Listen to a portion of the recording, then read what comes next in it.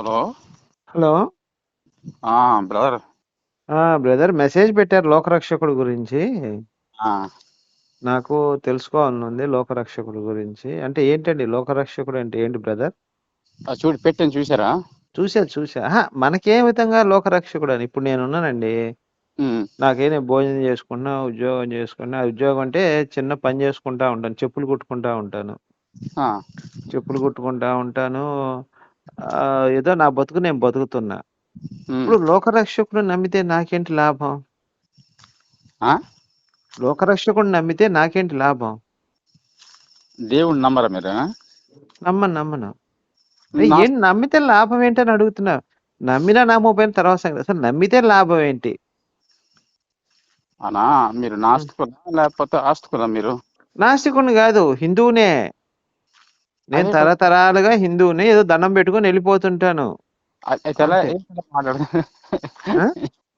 అలా మాట్లాడుతున్నారు ఏంటి? ఉన్నదే చెప్పాను బ్రదర్. మీకు అబద్ధం చెప్పాల్సిన అవసరం ఏమని చెప్పండి. ఇప్పుడు దేవుడు ఏదో దిందుగా పుట్టాను, దేవుడు దండం పెట్టుకుంటాను, వెళ్ళిపోయి చెప్పులు కుట్టుకుంటా ఉంటాను. నేను సినిమా హాల్ దగ్గర చెప్పులు కుడతా. గుంటూరు ఐడియా ఉందా మీకు? ఐడియా ఉంది, ఐడియా ఉంది. గుంటూరులో మా చెప్పులు కుట్టుకుంటా ఉండవు. దాని పక్కనే థియేటర్ పక్కన, నవరంగ థియేటర్ పక్కన.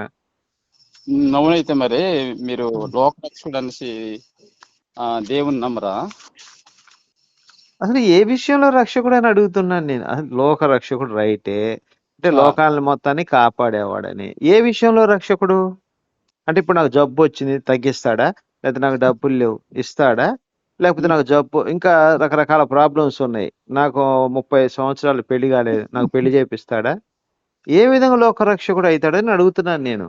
అనా ఆ వీడు అంత ఇవ్వడం అనే విషయం ఇక్కడ శారీరక విషయం మీరు మాట్లాడుతున్నారు. ఆ ఈ రక్షకుడు అనగా ఆత్మ సంబంధం విషయమే తప్ప శారీరకమైన విషయం అది కామన్ అన్న. ఇప్పుడు లోకంలో ప్రతి ఒక్కరి కష్టాలు నష్టాలు జబ్బులు మొత్తం వస్తాయి కదన్నయ్య. ఆ, అవును. ఇప్పుడు ఏ దేవుడు నమ్మినా నమ్మకపోయినా అది ఉమ్, సహజం అన్నమాట. ఉమ్. మనము ఆత్మ విషయమైన రక్షకుడు కాదండి, ఇప్పుడు నా ప్రశ్న జాగ్రత్తగా వినండి మళ్ళీ. ఇప్పుడు వెంకటేశ్వర స్వామి ఉన్నాడు, రాముడు ఉన్నాడు, కృష్ణుడు ఉన్నాడు. వీళ్ళెవ్వరూ కూడా లోక రక్షకులు అని చెప్పి వీళ్ళకి పేర్లు లేవు. వెంకటేశ్వర స్వామి నీకు మొత్తం లోక రక్షకుడు అని కానీ, ఇక ఏ రక్షకుడు అనే పేర్లు వీళ్ళకి లేవు. మామూలు దేవుళ్ళు అంతే. కానీ పర్టికులర్ గా యేసుక్రీస్తుకు మాత్రమే లోక రక్షకుడు అని చెప్తున్నారు మీరు. లోకాన్ని రక్షించాడు. ఎలా రక్షిస్తాడు లోకాన్ని? భూకంపాలు వస్తున్నాయి, సునామీలు వస్తున్నాయి, రకరకాల యుద్ధాలు వస్తున్నాయి. మరి ఏ విషయంలో రక్షించాడు లోకాన్ని? ఇప్పుడు మీకు ఒక మాట చెప్తాను, ఏమనుకోనండి. కండోమ్ ఉందండి, కన్నది నిరోధు వాడితే ఎయిడ్స్ రాదు. హెల్మెట్ పెట్టుకుంటే యాక్సిడెంట్ అవ్వదు. సీటు బెల్ట్లు పెట్టుకుంటే యాక్సిడెంట్ అవ్వదు. వీటిని రక్షకులు అనుకోవచ్చు అన్నాడు. అంటే బాడీ గార్డ్స్ అనమాట ఇవన్నీ కూడా. ఎవడైనా వినండి, ప్రధానమంత్రికి 10 మంది బాడీ గార్డులు ఉంటారు. ఎవడు షూట్ చేసినప్పుడు ఈ 10 మంది బాడీ గార్డులు వచ్చి ఆ బుల్లెట్లు వీళ్ళు తగిలించుకుని వీళ్ళు చచ్చిపోతారు. వాళ్ళు రక్షకులు. ఇప్పుడు యేసుక్రీస్తు లోక రక్షకుడు అంటే ఎలా రక్షకుడు అయ్యాడని నా ప్రశ్న అండి. ఇప్పుడు ఇంత క్లారిటీగా నేను అడుగుతున్నాను కదండి, మీకు అర్థమైందా లేదా చెప్పండి. ఇప్పుడు భూకంపాలు, పనులు, ప్రమాదాలు, వైఫల్యాలు మొత్తం వస్తుంటాయి అంటున్నాం కదా. అది భూలోకం జరిగే అది సంభవించే సమస్య. దేవుడు ఈ లోకాన్ని ఎంతో ప్రేమించాడు కదండి, మరి ఈ తెప్పించడం ఎందుకు? ఇప్పుడు సర్వజీవుల మధ్య ఓన్లీ మనిషికి మేలు కాదండి, యేసయ్య లోకం మొత్తాన్ని ప్రేమించాడా? మనుషుల్ని, చిన్నపిల్లల్ని అందరినీ ప్రేమిస్తున్నాడా? మరి వస్తుంటే భూకంపం వచ్చిన చోటుకి వెళ్ళి, అయ్యా నేను యేసు ప్రభుని, ఇక్కడ భూకంపం రాబోతే నీ ఊర్లో వాళ్ళందరూ జాగ్రత్తగా ఉన్న మాట ఆయన హెచ్చరించలే. అది రక్షకుడు అంటే అది. ఇప్పుడు సునామీ వస్తుంది, అయ్యా ఈ ఊర్లో సునామీ వస్తుంది, మీ అందరూ పక్కకి వెళ్ళిపోండి అని చెప్తే రక్షకుడు అది. మీకు రక్షకుడు అనే అర్థానికి కానీ లేకపోతే దాని తాత్పర్యం అర్థమయ్యేటట్లు లేరు మీరు. అదే మీరు చెప్పండి. నేను అడిగిన ప్రశ్నలో తప్పు ఏమన్నా కనిపించిందా మీకు? ఆ తప్పు కనిపిస్తే ఎక్స్ప్లెయిన్ చేసి చెప్పండి. అయ్యా నువ్వు తప్పు మాట్లాడు, ఇది తప్పు అని చెప్పండి. ఇప్పుడు మీరు అంటుంది ఏంటంటే డైరెక్ట్ కింద రక్షించడం లేదు. వినండి, ఎవరైనా అడుగుతారు కదండి, తప్పే ఉంది దాంట్లో. అవునండి, వినండి. చెప్పండి సార్, మీరు ఎట్లా లోకరక్షకుడు ఏ విషయంలో? తుఫాన్లు, గాలి, వంట వస్తాయి తప్ప దాని వచ్చినప్పుడు వద్దు ఆగిపోవని హెచ్చరిస్తే ఆగిపోవాలి కదా. ఆగిపోవాలండి నేనట్లా. ఈ ప్రదేశంలో తుఫాన్ వస్తుంది, లేకపోతే ఈ ప్రదేశంలో ఇంకొకటి ప్రాబ్లం వస్తుంది, మీ అందరు ఇక్కడి నుంచి వెళ్ళిపో. ఇప్పుడు మీరు ఏమంటే ఖచ్చితంగా నన్ను కూడా అడగచ్చు, రాముడు రక్షకుడు, కృష్ణుడు రక్షకుడు అని ఎక్కడ మా వాళ్ళు ఎవరు చెప్పలే, నేను వినలేదు. కానీ మీరు మాత్రం యేసు లోకరక్షకుడు అని చెప్తున్నారు. లోకాన్ని రక్షకుడు అంటే లోకం మొత్తాన్ని కాపాడేవాడు, అనియా ప్రజల్ని కాపాడేవాడు. ఎలా ఎలా యేసు ప్రభు మీ అందరిని ఎంతో ప్రేమిస్తాడని మీరు మీరు రాసిన దాంట్లోనే ఉంది. ఎలా కాపాడేవాడు పని రుజువు చేయి నాకు. ఎవరు? ఇప్పుడు శివుడు గాని కృష్ణుడు రాముడు ఎవరైనా రక్షకుడు అంటున్నావు కదా, లోక రక్షకుడు. నేను అలా అదే నేను చెప్తున్నా, రాముడు కృష్ణుడు లోక రక్షకులు అని ఎక్కడ చెప్పలేదు అసలు. మీరు ఎలా నమ్ముతున్నారండి మీరు? ఎవరు? మీరు దండం పెట్టుకున్నా అంతే, హిందూగా పుట్టింది నేను దండం పెట్టుకుంటున్నా అంతే. ఆయన వాళ్ళు లోక రక్షకుడు. నీకు నా గురువు గారు ఒక ఆయన భగవద్గీత చెప్పాడు, నువ్వు గనక నీ కర్మలు చేయి ప్రతిఫలం దేవుడు ఇస్తాడని చెప్పారు. భగవద్గీతలో స్పష్టంగా రాసి ఉంది. అవునులే, కానీ అది కరెక్ట్ కాదు కాదు, ఇవన్నీ తీసేయండి. ఇప్పుడు హిందూ గ్రంథాల గురించి చెప్పుకుంటే బొచ్చుడు ఉంటుంది, మనకు అర్థం కాదు, ఆ లోతుగా వెళ్ళిపోవాలి. మీరు లోక రక్షకుడు అని చెప్పి మీరే స్టేట్మెంట్, ఎలా రక్షకుడో చెప్పండి అని అడుగుతున్నాను. నేను అడిగిన దాంట్లో తప్పేమన్నా ఉందా? మీ పేరండి? తప్పలేదు. ఇప్పుడు పెట్టాను కదా నేను. అవును పెట్టారు, చూశాను. నాకు అర్థం కాకే ప్రశ్నించాను నేను. అర్థమైతే మిమ్మల్ని ఎందుకు ప్రశ్నిస్తాను నేను? లోక రక్షకుడు అనగా చూడు, ఎవరికి అంటే ఎవరే విధం పూజించినా పర్లేదండి. కానీ అక్కడ ఏంటంటే మనిషి మానవత్వంతో జీవించడమే ముఖ్యమైనది అని అక్కడ అర్థం వస్తుంది అనమాట. ఆ విధానికి యేసుక్రీస్తు అందరినీ. మరి కాదు ఇక దానికి లోక రక్షకుడు ఎలా అవుతాడు? అసలు మీరు చెప్పే ప్రశ్న సమాధానానికి లోక రక్షకుడు అనే పేరు ఈయనకి ఎలా తెప్పించుకోవాలి మనం? రక్షకుడు అంటే కాపాడేవాడని అర్థమైంది నాకు. చెప్పాను ఆత్మ సంబంధమైన విషయమే తప్ప శారీరకమైన సంబంధం విషయం కాదన్న. శారీరక సంబంధం విషయం వస్తే ఇప్పుడు ఇక్కడ సర్వజీవులు ఉన్నాయా, చెట్లు చేమలు. మరి ఆ పని అప్పుడు మీరు ఏం చెప్పాలంటే, నాకు ఏమంటే లోక రక్షకుడు కాదండి, జనరల్ రక్షకుడు అని చెప్పాలి. జనరల్ అంటే ఏంటది? మామూలుగా మన నమ్మకం కాపాడుకుని జనరల్ రక్షకుడు అవుతాడు. లోక రక్షకుడు అంటే అర్థం ఏంటి? కాపాడేవాడు అని అర్థం. జనరల్ కాదన్నా, ఆత్మ రక్షకుడు. మరి ఆ మాట రాయాలి. ఆత్మరక్షణ ఏంటి? ఆత్మరక్షణ ఎలా చెప్పండి, పునాదన్న చెప్పండి. ఆత్మరక్షణ అంటే ఏంటి? ఇప్పుడు ఆత్మరక్షణ అంటే ఇప్పుడు లోక రక్షకుడు అనార్థం చేసుకున్నావా? కాదండి. సరే, లోక రక్షకుడు వద్దు తీసేయండి అన్నారు మీరు. సరే, ఆత్మరక్షకుడు అంటే ఎలా రక్షిస్తాడు ఆత్మని? మనము ఇప్పుడు జీవించే జీవితంలో మనం ఒక నీతి నిబంధనలు జీవించినట్టు జీవిస్తే మనం మరణించిన తర్వాత జీవానికి మరణం ఉండకుండా రక్షణ పొందడమే లోక రక్షణ. అంతే. జీవానికి మరణమా? అర్థం కాలేదు నాకు, అర్థం కాలే. ఇప్పుడు ఆత్మరక్షణ అంటే ఏంటి? పునాదన్న చెప్పండి. అంటే ప్రాణం అన్నా. ప్రాణం, ఓకే. ఇప్పుడు నాకు ప్రాణం ఉంది, ఆ తర్వాత 20-30 సంవత్సరాల తర్వాత లేదా 50 సంవత్సరాలు నేను పోతాను. చనిపోయిన తర్వాత మనకి రక్షణ దేవుని వల్ల. చనిపోయిన తర్వాత రక్షణ ఏంది? నాకు అర్థం కాదు. నీకు అర్థం అంటే చావు రాదా చనిపోయిన తర్వాత? అంటే చనిపోయిన తర్వాత ఎట్లా? అర్థం కాలేదు, చెప్పండి. శరీరం చావు వస్తుంది. ఇప్పుడు ఆత్మ చావు, ప్రాణానికి చావు ఉండదు కదన్నా.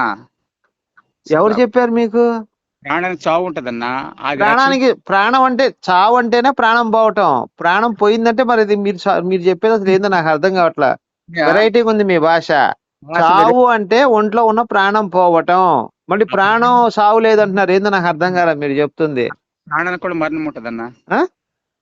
ప్రాణానికి కూడా మరణం ఉంటది. ఆ మరణాన్ని రక్షించుకోవడమే. మరణాన్ని ఎలా రక్షిస్తావయ్యా?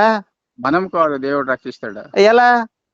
ఎలా అంటే ఎలా మనం చూస్తామా? ఇప్పుడు ఆ రక్షణ అంటే కాదే, ఏం చదువుకున్నావు స్వామి? అసలు నాకేదో డౌట్లు వచ్చి నేను ఫోన్ చేస్తే నువ్వు 1-2 సార్లుగా తిక్కలోలాగా మాట్లాడుతున్నావు. ఏం చేయాలి చెప్పు? నాకు చదివి అర్థం కాదు అసలు. ఏంటి లోక రక్షకుడు అన్నారు, ఆయన ఎలా రక్షిస్తాడు ఏంటి? నా డౌట్లన్నీ తీర్చుకొని నేను కూడా నమ్ముకుందామని చూస్తుంటే నువ్వు ఒకదానికి పొంతలు లేని సమాధానాలు చెప్తున్నావు. ఎవరు లోక రక్షకుడు? ఎవరు మీరు చెప్పండి పోనీ. ఎవరు లేరు లోక రక్షకులు ఎందుకుంటారు? దేవుడు అంటే దేవుడు అంటే ఏంటది అన్నా? దేవుడు అనేవాడు మనకి జ్ఞానాన్ని బుద్ధిని ప్రసాదించాడు. ఆ బుద్ధి జ్ఞానాన్ని బట్టి మనం వెళ్ళిపోవాలి తప్ప, అయ్యా నేను రైలు ఎక్కుతున్నా నువ్వు కాపాడు, నేను బస్సు ఎక్కుతున్నా నువ్వు కాపాడు, నేను ఒక అమ్మాయితో వెళ్తున్నా నువ్వు రక్షించు, నాకు 3 వచ్చింది నాకు ఒక అమ్మాయి కావాలి, ఈ కాదు రక్షకుడు అంటే. నీకు దేవుడు బుద్ధి జ్ఞానాన్ని ప్రసాదిస్తే ఆ రెండింటిని బట్టి నువ్వు మంచిది చెడేది తెలుసుకోమని భగవంతుడే మనకి బుద్ధి జ్ఞానాన్ని ఇచ్చాడు. మీకు అర్థం కావడం మాట్లాడుతున్నారు, మీకు అర్థం అవటం లేదు. అందుకే కదా నేను అడుగుతుంది స్వామి. నాకు డౌట్ ఏంటంటే, లోక రక్షకుడు అన్నావు, సరే కాదు వదిలేసే. ఆత్మరక్షకుడు అన్నావు, ఆత్మరక్షకుడు ఎలా అయ్యాడు? ఏ విషయంలో ఆత్మరక్షకుడు? ప్రాణం అన్నా. ప్రాణం ఉంది. ప్రాణం ఇప్పుడు ప్రాణం అంటే ప్రాణం పోయిన తర్వాత మరి ఏంటుండదు అని అంటున్నాను. ఏముండదు, బాడీని తీసుకెళ్లి తగలేస్తారు లేదా పుడిచి పెడతారు, ఇంకేముండదు ప్రాణం పోయిన తర్వాత. మట్టితో వచ్చే శరీరం అన్న. ఆ? ఈ మట్టితో ఉన్న శరీరానికి మనం పూజ చేస్తామన్నయ్య. అయిపోయింది. తర్వాత ప్రాణం ఉంటదన్న. ప్రాణం దేవుని వద్దకి వెళ్తది.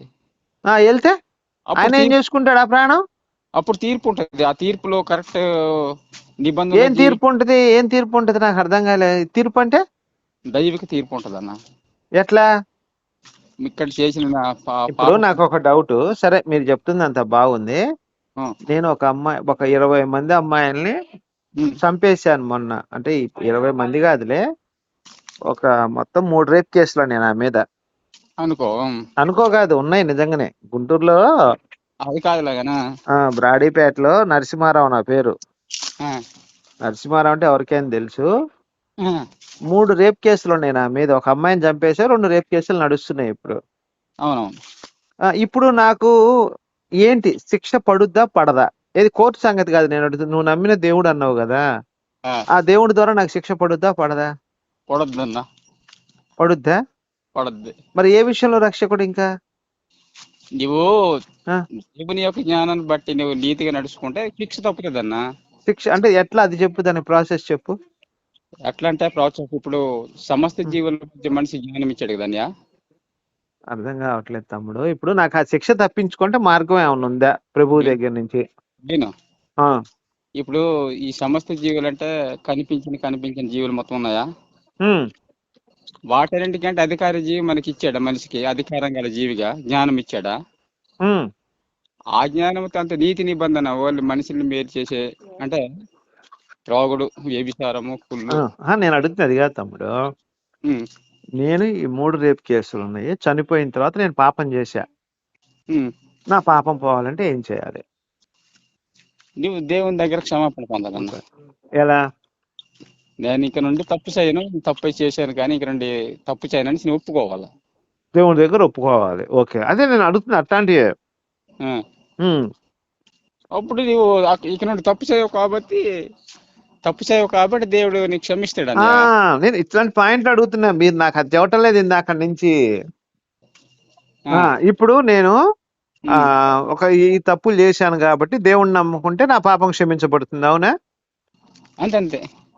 ఎలా ప్రాసెస్ ఏంటి దీనికి?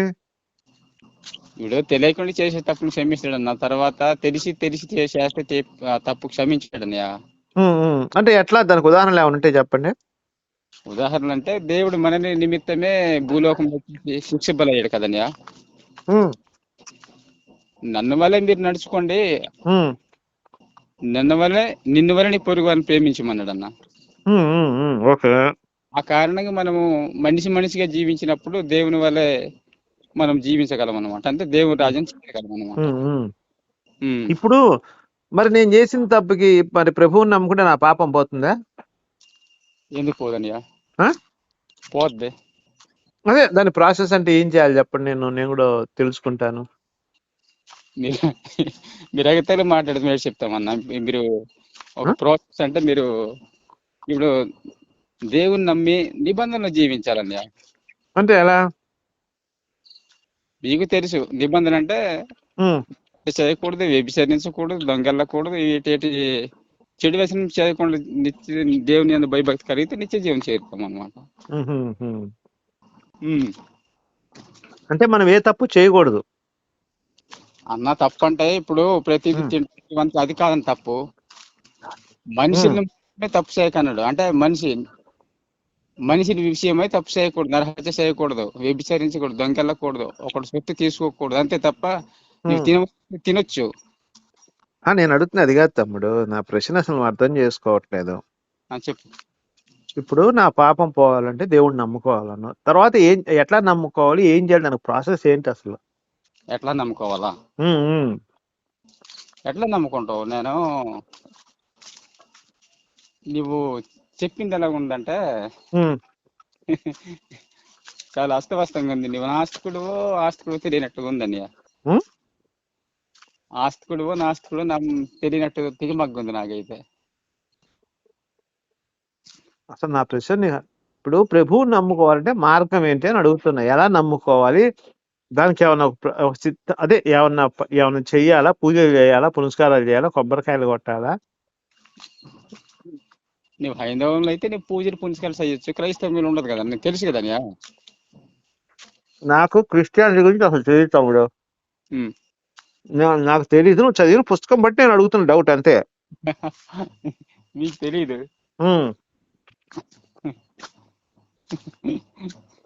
కాదు కానీ కాదు. మీరు దేవుడు ఎవరు అంటున్నారు, మీరు రుజువు చేయండి అన్నయ్య. ఎందుకు సమస్య ఏంటది, ఎలా నమ్ముతున్నారు అసలు ఏంటంది మీరు రుజువు చేయండి. మేమైతే ఎలా నమ్ముతున్నాము, క్రీస్తు దేవుడు అని నమ్ముతున్నాము. మీరు నమ్మే దేవుడిని మీరు ఎలా దేవుడు అని నమ్ముతున్నారో మీరు ఒక జవాబు రాసి పెట్టండి. ఏంటో మరి నువ్వు చెప్పేది నాకు అర్థం కావట్లే, నేను చెప్పేది నీకు అర్థం కావట్లే. ఇంతకీ ఏం చదువుకున్నావు తమ్ముడు నువ్వు? అది ఇంటర్లో మానేశానండి. ఇంటర్ అసలు ఏందో మరి నువ్వు చెప్పేది మీ ఇంట్లో వాళ్ళకన్నా అర్థమైతే కాదు. నువ్వు ఒక బుక్ రాసి పెట్టు, పోనీ మీ భావం ఏంటో తెలుసుకుంటాను నేను. దేని గురించి రాయాలి పుస్తకం? అంటే నువ్వేదో నమ్ముతున్నావు కదా, నువ్వు ఎలా నమ్మేవి అంటే నేను తెలుసుకోవాలా. నేను నమ్ముతున్నానా? నువ్వు దేవుడిని నమ్ముతున్నావు కదా, ఎవరినో ఒక దేవుడిని.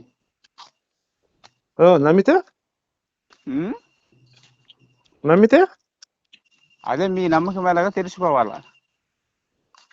నమ్మకం ఏముంది, నేను హిందూగా పుట్టాను కాబట్టి నేను నమ్ముకున్నాను అంతే.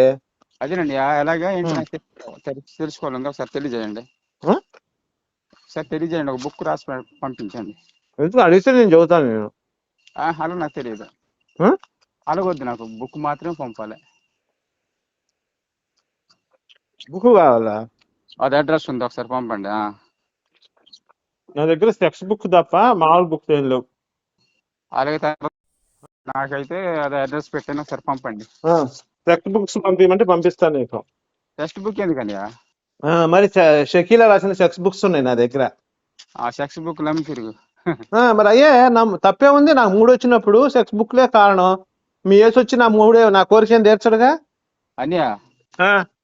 చెత్త మాటలేదు కానీ. చెత్త మాటలు కాదు తమ్ముడు, మరి నువ్వే కదా లోకరక్షకుడు అంది. ఒక అమ్మాయిని పంపిమని మీ లోకరక్షకుడిని. అది కాదన్యా, ఏంది నువ్వు చెత్తగా మాట్లాడుతున్నావు. అది చెత్త కాదు, మరి నువ్వు మాట్లాడేది చెత్తగా ఉంది. చెత్తగా ఉంది. లోకరక్షకుడు అంటావు, మళ్ళీ ఏమైనా చేస్తాడంటే ఏం చేయడు అంటావు. ఆత్మ ప్రాణం అంటావు. పిచ్చోడివి నువ్వు, తిక్కలోడివి నువ్వు. ఎవడు నువ్వు? నేనేం తిక్కలోడు కాను. మరి ఎవడు ఏం చేస్తున్నావు? ఏసు అంటే ఏం చెప్పలేకపోతున్నావు. చెప్పు, నేను ఎలా నమ్ముతున్నావు నీకు తెలియజేయ ఒకసారి. ఎవరిని? నేను నమ్ముతున్నా. నేను దండం పెట్టుకుంటున్నా అంతే, ఏం చేయను. నేను దండం పెట్టుకుంటా అంతే, నేను అంతకు మించి ఏం చేయను. అదలగా వద్దనియా. నువ్వెవడు? నేను చెప్పింది నా ఇష్టం వచ్చి నేను చేసుకుంటాను. నువ్వెవడు అడగటానికి? నువ్వెవడు నాకు చెప్పడానికి అయితే? ఏంటి ఏటైతే నిన్ను సువార్త నువ్వే కదా నాకు పంపించింది పుస్తకాలు. అవును, లోకరక్షకుడు అన్నావు, సువార్త అన్నావు. నేనేమని చెప్పానా? రాముడు లోకరక్షకుడు, సువార్త నమ్మని నీకేమని చెప్పానా? తిక్కలోలాగా మాట్లాడతావు, తిక్కలోడా అని. మరి లోకరక్షకుడు నేనేమని చెప్పానా? రాముడు లోకరక్షకుడు నువ్వే కదా అన్నది. లోకరక్షకుడు, ఆత్మరక్షకుడు అన్నా, ప్రాణం పోద్దన్నా. కరెక్ట్ మాట్లాడు, అంతే కానీ చెత్త మాట మాట్లాడుకో. నువ్వే కదా చెత్త మాటలు మాట్లాడుతున్నావు, తిక్కలోడానే. నువ్వే కదా లోకరక్షకుడు అన్నావు. ఏ విధంగా చెప్పాయంటే నాకు తెలియదు అంటున్నావు. వాళ్ళని మాట్లాడద్దు, కరెక్ట్ బుక్ పంపు అంతే కానీ. ఏం బుక్? నా దగ్గర సెక్స్ పుస్తకాలు ఉన్నాయి, కావాలా?